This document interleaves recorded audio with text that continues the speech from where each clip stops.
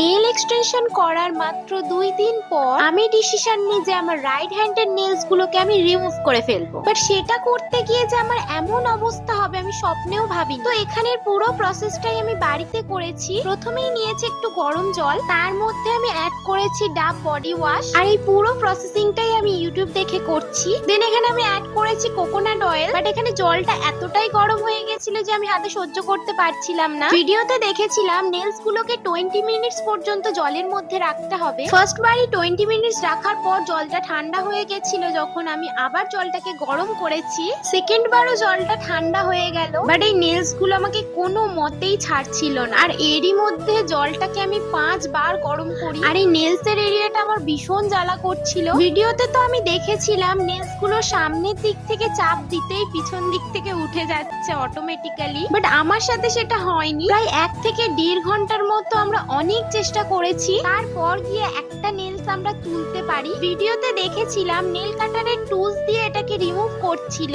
But আমার nails গুলো আমার বৌদি তার নিজের নখ দিয়েই তুলে দিয়েছে, তাও আবার অনেক সহজে। ফার্স্টের নেলসটা তুলতে একটু প্রবলেম হলেও পরের গুলো তুলতে খুব বেশি প্রবলেম হয়নি, সব অটোমেটিক্যালি একটু চাপ দিতেই উঠে গেছে। আর এগুলোকে রিমুভ করতে আমার কোনো রকম পেন হয়নি। তো এভাবেই আমি নেল এক্সটেনশন গুলো বাড়িতেই রিমুভ করে ফেললাম অনেক সহজে। আর নেলস গুলোর মধ্যে একটু নারকোল তেল দিয়ে ভালোভাবে মাসাজ করে নিয়েছি। আর এই নেলস গুলোর মধ্যে আমি প্রায় 1 মাস নেল পলিশ ইউজ করব না। তো ভিডিওটা কেমন লাগলো কমেন্ট করে জানিও। বাই সবাইকে।